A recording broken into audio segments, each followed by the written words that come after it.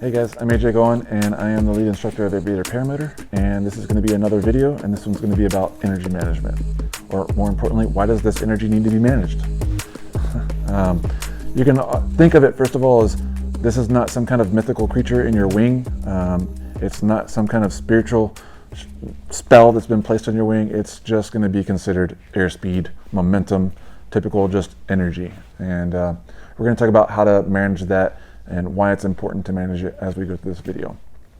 Before I start into that though, let's first say this video is meant for educational purposes as supplemental training for better understanding. It's meant for people that have already received training or about to receive training, or just people that have already been flying and need a better or want a better understanding of this.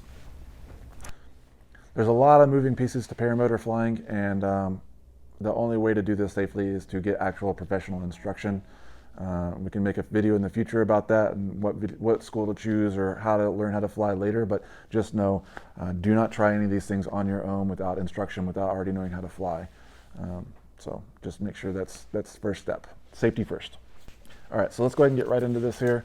This is going to be, first off, a lot of information. I'll try and provide some video examples wherever they fit, just so you can get a better understanding of a visual representation of what's happening and what I'm discussing.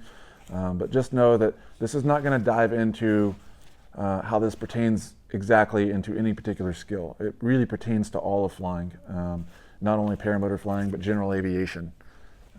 Managing energy on your flare for landing, for launching, for actual flight, pitch surges and oscillations. So just keep in mind, this is going to be just a video to help understand energy, how it's managed, why it's important to manage.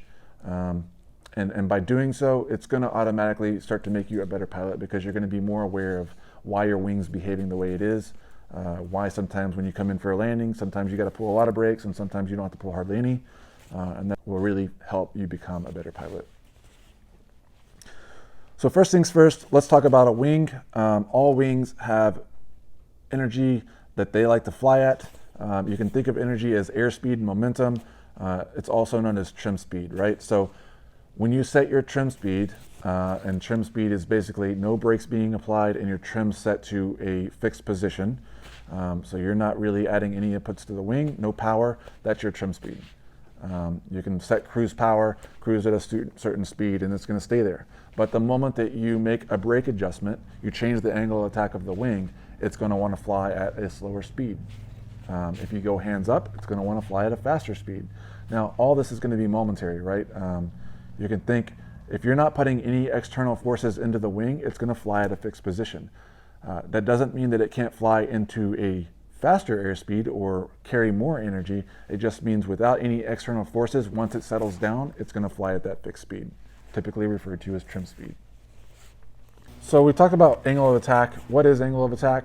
By definition, it's where the chord of the wing meets the relative wind.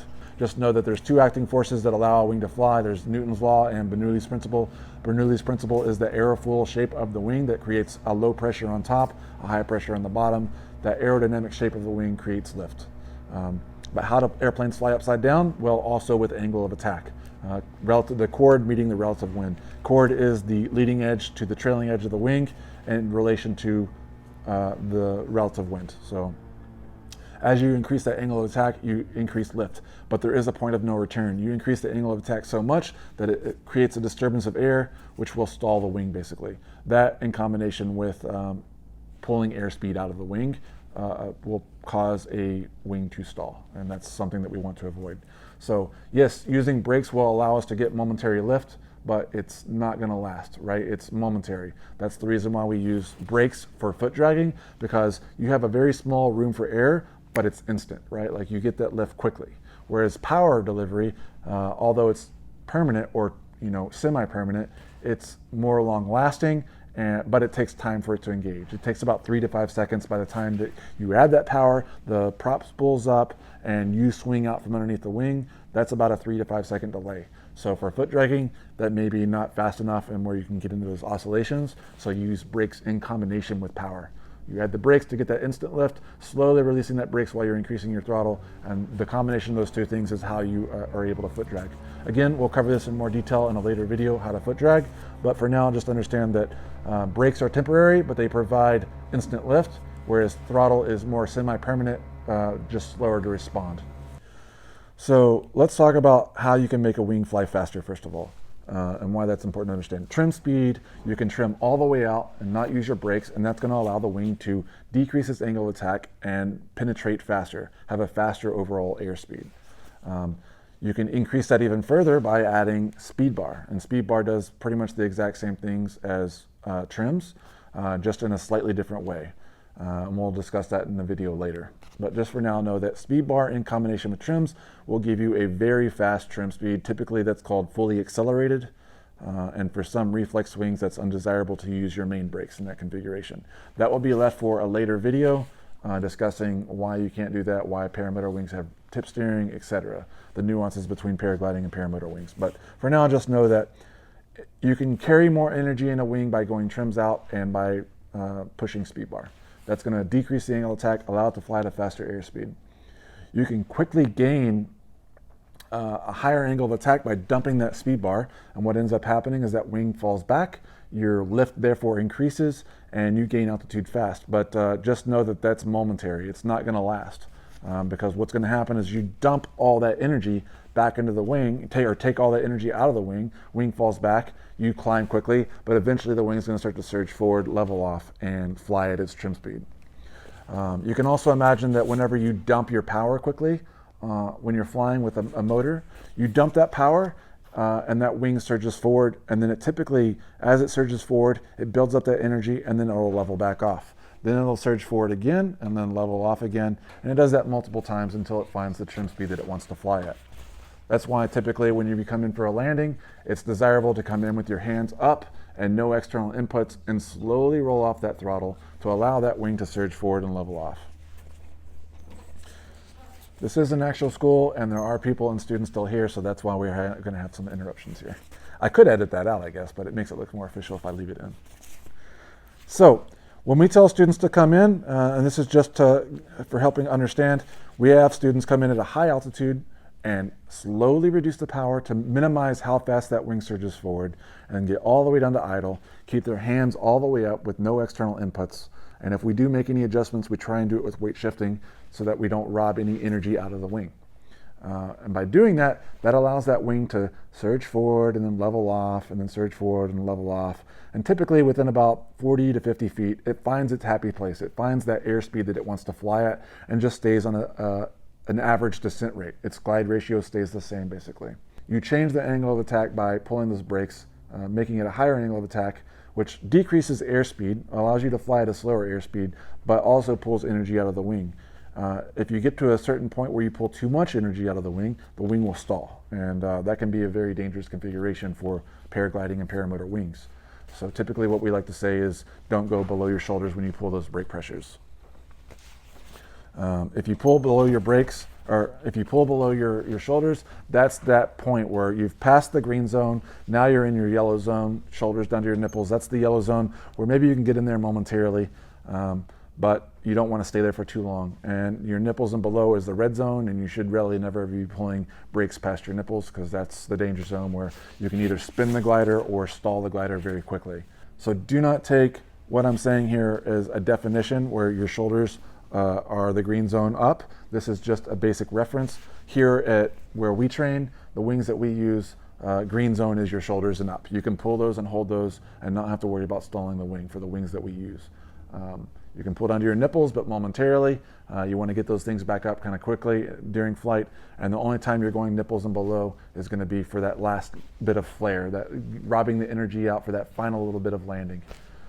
If you think of a plane coming in for a landing, that's essentially what they're doing. They're bleeding off all that airspeed, all that energy out of the wing, and stalling it as close to the ground as they possibly can so that when they touch down, there's very little airspeed. So let's talk about launching real quick. So typically for flying, the very first thing you're going to do is inflate your wing, release the A's, and then control the wing. To control the wing, you typically use a little bit of power to taxi along. You even use a little bit of brakes to make sure that you have perfect control of that wing. But as you go into your launch phase, you start to smoothly ramp into full power to the point where you're building up quite a bit of airspeed. And even furthermore, we ask that you go hands all the way up to make sure that we get as much airspeed into that wing as possible before we lift off the ground. As soon as it's time for us to lift off the ground, we pull just a little bit of brakes, which changes the angle of attack, increasing the angle of attack, therefore letting us lift off the ground. But as soon as you pull those brakes, you're pulling energy out of the wing. So we like to get those hands back up as quickly as possible, but not so fast that the wing surges forward and you come back down and touch down on the ground and have to run again. So that's typically a perfect launch, is inflate the wing, control the wing, smooth into full power, and simultaneously going into full power, you're slowly going hands back up, getting all that energy into the wing. And right at that point where you're thinking, man, I don't think I can run any faster, you add a little bit of pressure, which therefore increases the angle of attack, allowing you to lift off the ground so you don't have to run any faster. And once you're off the ground about 5-10 feet and climbing, you're going to slowly go hands back up, allow that wing to surge forward, build up more energy, so that in case that you have an engine out, you can quickly just start to go right into that flare. What ends up happening for wings is after they build up the energy and fly, you have all that extra pressure that you can pull, basically for flare. But let's say, for example, you're coming in for a landing and you're at 50 feet, and all of a sudden your motor dies, or you dump that power quickly. That wing is going to surge forward, and it's going to want to find where it wants to fly. That typically takes, for an A or B rated wing, 30 to 50 feet. It just depends on the conditions, but on the wing loading, trim speed, etc. But you're typically going to lose about 30 feet of altitude before that wing surges forward and levels off. So if you dump power at, let's say, 15 feet because you're ready to land, you're going to have to yank a bunch of brakes to get that energy back out of the wing so that you level off and land. Otherwise, you're going to touch down on that ground really hard. And that's the reason why we like students to come in at a higher altitude, allow that wing to surge forward, level back off, get that energy stored back into the wing so that when they're ready to land, they're already timed, ready to go, let 1 foot forward, eyes on the horizon, wait, pressure nice and slow. That pressure levels that wing off, and you're going to slowly bleed that energy off, ideally with 1 foot dragging the ground to allow your chest to stick out, and use that foot as a feeler gauge to know how much energy you still have left. So you're feeling that ground, you're realizing I'm coming down a little bit more, so you start to pull a little bit more brake until you level off. And even that last little bit of energy that's left, you can balloon up a little bit, a foot or two, and then touch down like a butterfly with sore feet. That's my desired landing, is to kind of come in, swoop, bleed all the energy off with my foot dragging so I can use that as a feeler gauge. And in that last little bit, bleed all that energy out by popping up and then setting down straight on the ground, nice and soft.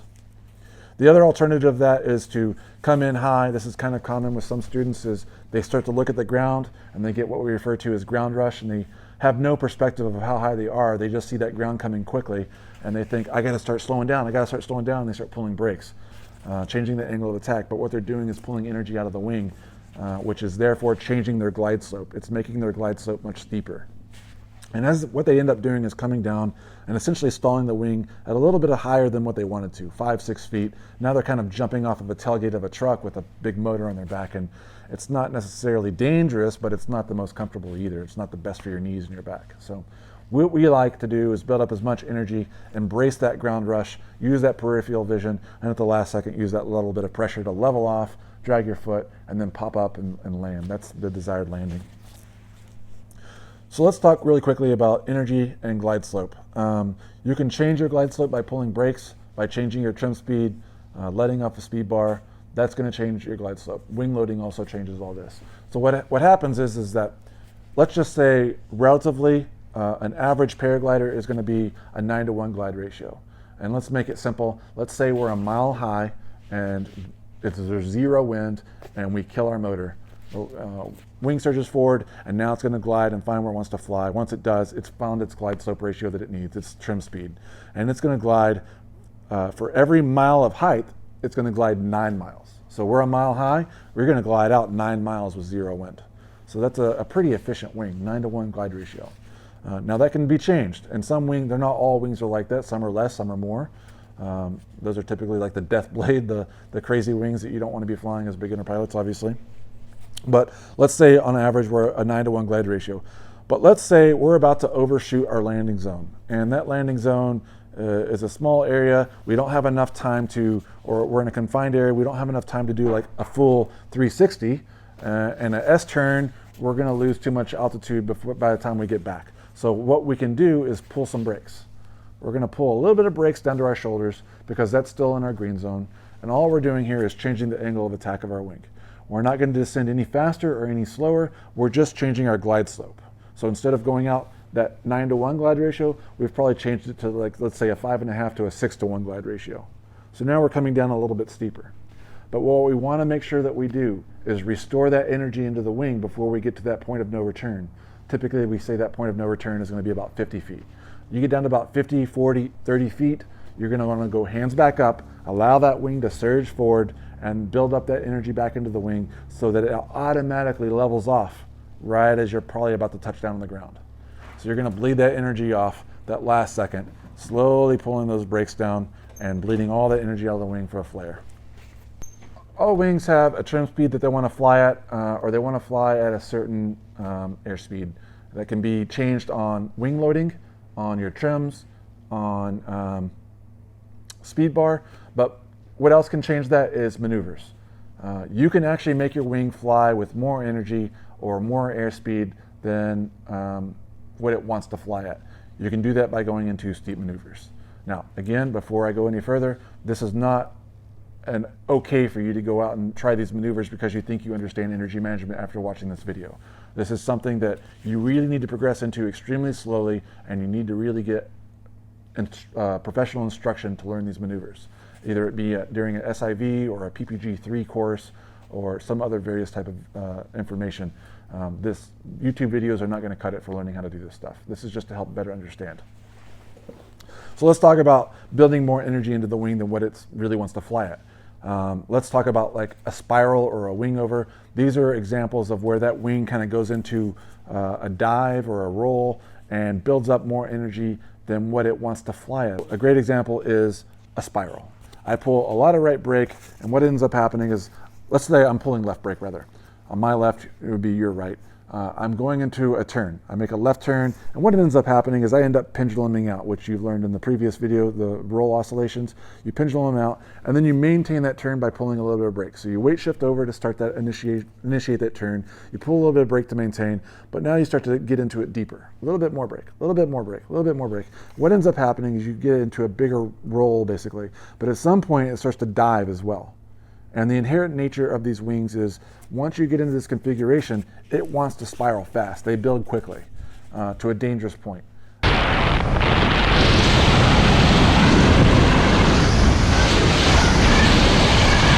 And that's why they say do not do spirals. Round spirals are dangerous beyond appearance because you can get locked into an auto rotation. You can build up so many G's that you end up blacking out and not even able to throw your reserve if you get locked into it. Let's talk about this further. You've gone into a steep maneuver, let's say a spiral, and as you build this spiral up, you start to dive down, the wing starts to come down, and there's kind of a point where it becomes unsafe. Any point where your wing is on a 45-degree angle or less, you start to nose that thing down, those G's build extremely quickly, and that becomes that point of danger. So what I like to say is, if you want to do a spiral, you want to learn a spiral, you want to start very, very slow, like 90 degrees straight up and down into maybe like 60 degrees, right? That's just a steep turn, basically. That's a relatively okay spot. But again, I'm not condoning you go out and try this. Let's say you've gone into this 45-degree angle a spiral here, and now you're building up more energy than the wing even wants to fly at. So if you exit that really fast, let's say you dump that brake because you didn't want to go that deep into that turn, you're going to exit that by ballooning up. You're going to swing out this direction, the wing's going to fall behind you, and that's where things become extremely dangerous, because what's going to happen is if it goes too big, you're going to fall back through the lines. Basically the lines are going to go slack, you're going to fall, the wing's going to shoot forward really quickly, and if you don't check that surge properly, that wing's going to shoot so fast, so far forward that you actually fall back into your wing, and it's called gift wrapping, and now you're wrapped into your wing and you can't even throw your reserve. Your arms are all tangled up. It's not a good deal. There's plenty of YouTube videos out there of this exact same thing happening. That's why you go to professional instruction, over water, to reserves, with a paragliding harness and learn how to do this stuff, not going out and trying this on your own.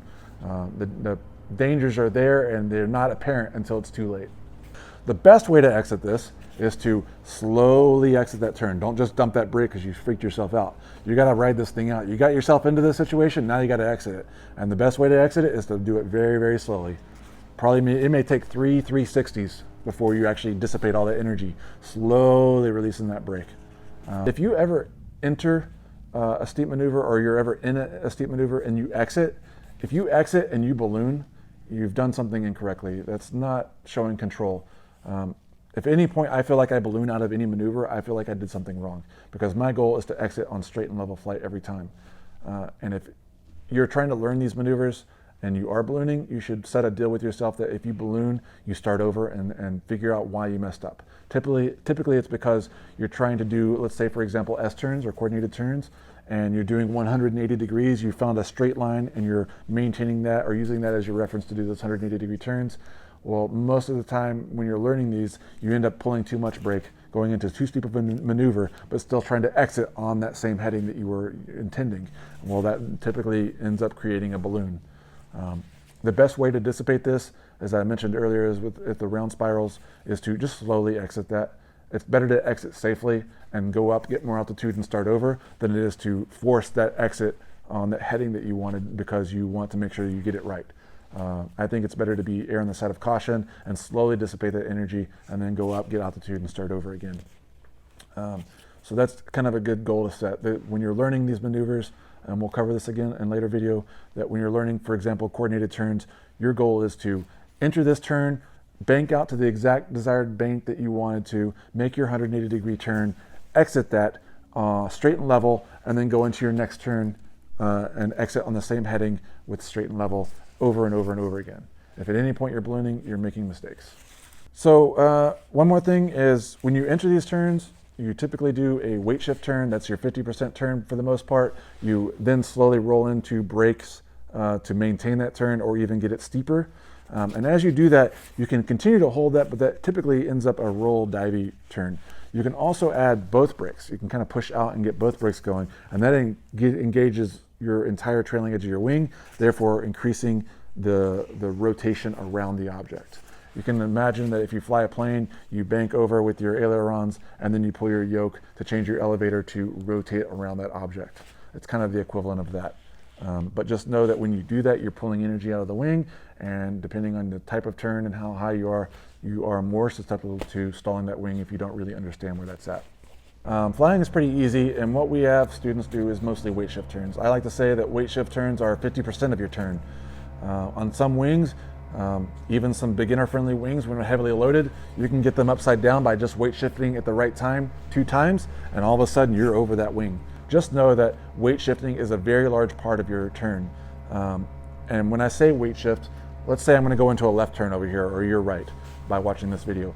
I don't just put my right leg over my left and assume that I've got more weight on my left side. You actually have to get that right butt cheek out of the seat, lean all the way over, and get your head behind that riser. You're trying to heavily load that one single riser and get all the weight off the other side. And the reason why I'm bringing this up is because it's important to try and learn this, because you're not pulling energy out of the wing when you do weight shift turns. It's very minimal disruption of the airfoil. Whereas when you pull brakes, you're pulling energy out of the wing. You're essentially changing the angle of attack of the one side of the wing, causing it to go into a turn. But also, if you pull a certain amount of brakes, if you're trying to do a steep turn, you can essentially stall this side of the wing. It's also referred to as a spin. Your glider will spin at that point because half of your wing is stalled. So it's better to use as much weight shift as possible and slowly roll in with the brake, therefore keeping that energy into the wing. So what are some examples where we want to use brakes for flying? Well, we've talked about one, active piloting, where you're using your brakes to prevent collapses if you're flying in turbulent conditions. Also, just understanding what the wing is doing and feeling what the wing is doing is going to give you a lot of feedback of the wing. You would also want to use brakes, let's say if you are doing turns, obviously. That'll help get you to rotate around the turn. Let's say you're flying with a group of people and you want to fly up next to someone and look at them. You may pull brakes down to your shoulders or so to match their airspeed. A lot of people think that adding a bigger motor with more power is going to allow you to fly at a faster airspeed, and that's just not the case. The only way that may be the case is you have a bigger motor that's heavier, you're increasing your wing loading, therefore increasing your airspeed, but that's about the only extent of it. Adding power actually does exactly the opposite, because adding power increases your angle of attack, therefore increasing your lift, making you fly at a slower airspeed.